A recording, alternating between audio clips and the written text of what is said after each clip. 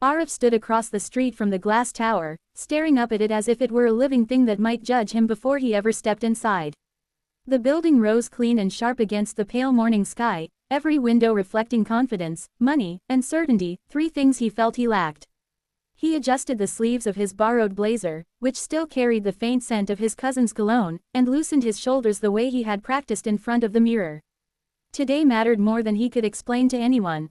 This interview wasn't just a chance, it was a lifeline. He crossed the street with careful steps, weaving through early commuters and parked cars, his folder pressed firmly under his arm. Inside it were copies of his resume, neatly printed, and a handwritten list of points he'd memorized after nights of rehearsing answers while his mother slept in the next room. Rent was due soon. Her medicine bottle was almost empty. Failure was not an option, at least, that's what he kept telling himself. The revolving doors sighed as he pushed through them, and suddenly he was inside a world that felt polished to perfection. The marble floor gleamed beneath his shoes, reflecting lights so bright they made him blink. The lobby smelled faintly of coffee and fresh flowers. People in tailored suits moved with purpose, phones pressed to their ears, eyes forward, as if stopping even for a second would cost them something valuable. Arif checked his watch. 9:45 a.m. 15 minutes early. Good. He exhaled slowly, letting a small sense of control settle in his chest. He walked toward the reception desk, rehearsing his greeting in his head. That was when he heard it. A small, broken sound, soft, almost lost beneath the echo of footsteps and the hum of air conditioning. A sniffle, then another. Arif slowed without realizing it, his eyes scanning the lobby until he spotted her.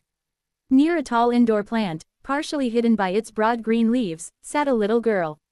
She was curled into herself, knees pulled tight to her chest, her backpack open beside her. A handful of crayons lay scattered across the floor, bright against the white marble. For a moment, Arif stood frozen. His first instinct was to look away, to remind himself why he was here. Someone else would notice her. Someone with time. Someone whose future wasn't balanced on a single interview. But then the girl lifted her head. Her eyes were wide and glossy, lashes clumped with tears she was trying desperately not to let fall. When she saw him looking, she quickly wiped her face with the back of her hand, as if embarrassed to be caught. Something in Arif's chest tightened. He glanced again at his watch. 9:47. Just a minute, he told himself. I'll ask if she's okay. That's all. He approached slowly and crouched a short distance away so he wouldn't startle her. Hey, he said gently. Are you okay? She shook her head, pressing her lips together. A tear slipped out anyway, tracing a clean line down her cheek. I can't find my dad, she whispered. Her voice was small, fragile. I went to the bathroom and when I came back, he wasn't there. Arif felt the weight of the building around them, suddenly less impressive and more intimidating. What's your dad's name? He asked. Mr. Rahman, she said. He works here. Very high. She pointed upward, as if her father might be somewhere above the clouds. Arif smiled despite himself. Okay, that helps. He picked up the crayons one by one, handing them to her. Let's put these back so they don't get lost, yeah. She nodded and watched carefully as he zipped her backpack and placed it beside her. When he offered his hand, she hesitated only a second before taking it. We'll start with the receptionist, he said. They help people find things all the time. As they walked, Arif could feel the girl's fingers tightening around his own, like she was afraid he might disappear too. The receptionist glanced up, her polite smile faltering when she noticed the child. Sir, she said, her tone crisp, you can't bring children past the lobby. She's lost, Arif replied quickly. She's looking for her father. The receptionist's eyes flicked to the girl, then back to Arif. Security should handle this, she said, already reaching for her phone. And you, aren't you here for an interview? Yes, Arif said. His throat felt dry. At 10, she looked at the clock behind her desk. It's 9:55. The numbers felt like a punch. Arif glanced down at the girl. She was staring at the receptionist with fear, her grip tightening again. I'll just help her find security, he said. It won't take long. The receptionist sighed, clearly unimpressed. Suit yourself. They walked toward the security desk, but the guards were busy, focused on a delivery issue near the entrance. Arif explained the situation, but the girl shook her head violently when one guard reached for her. No, she said, backing closer to Arif. I want him. Arif swallowed. It's okay, he said softly to her. I'm right here. Minutes passed slowly, stretching painfully. Arif's phone vibrated in his pocket, but he didn't look at it.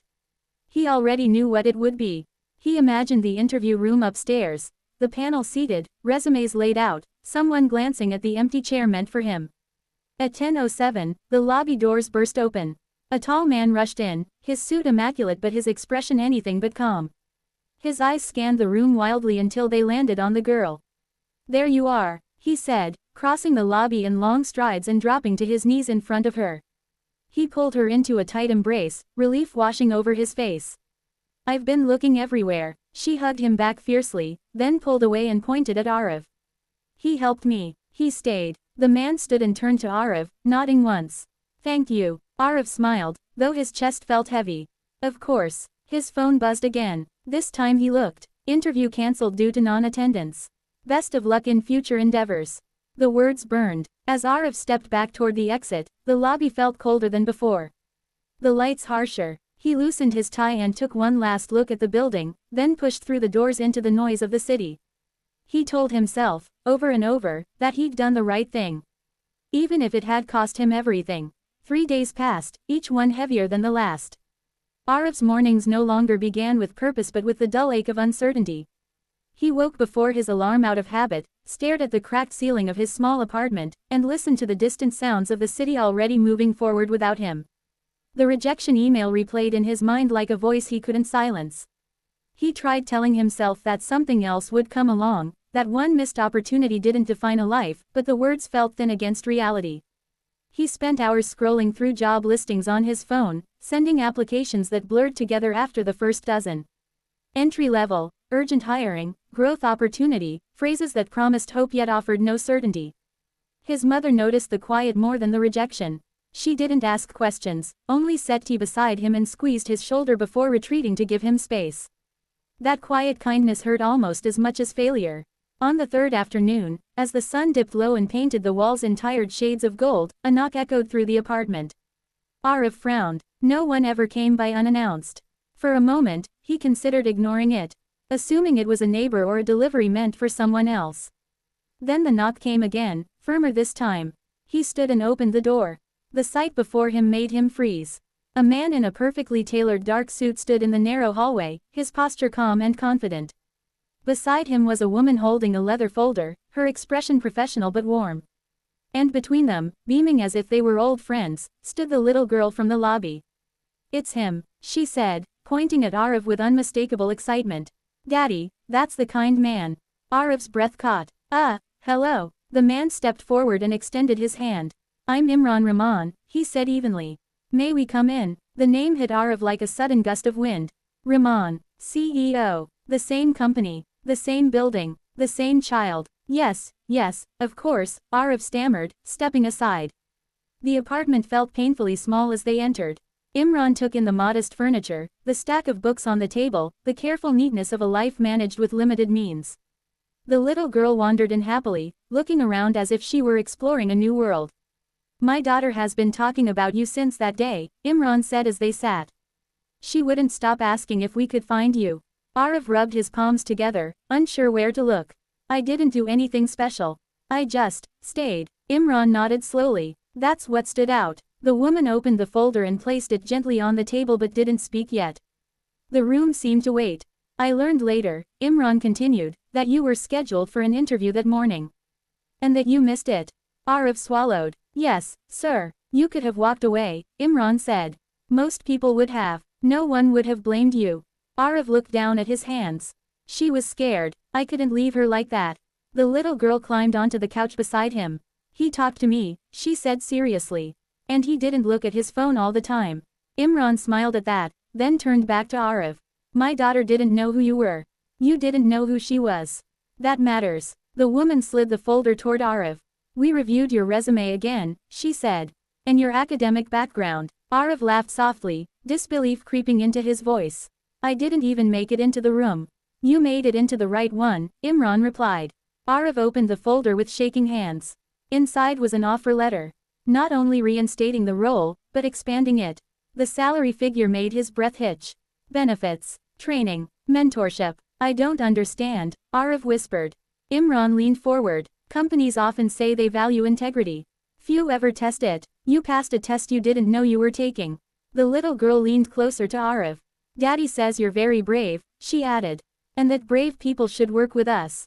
Arif felt something warm break loose in his chest, a mix of relief and emotion he hadn't allowed himself to feel. His vision blurred slightly. I accept, he said finally. Thank you. Imran stood and offered his hand again, this time with a genuine smile. Welcome to Rahman Technologies. As they prepared to leave, the girl paused at the door and turned back. Next time, she said with surprising seriousness, don't look so sad when you help people. Arif laughed, the sound unfamiliar but real. When the door closed behind them, the apartment was quiet again, but not empty. Arif sat down slowly, holding the offer letter like something fragile and precious. Outside, the city continued its noise, its movement, its relentless pace, but inside, everything had changed. He had thought kindness had cost him his future. Instead, it had quietly secured it.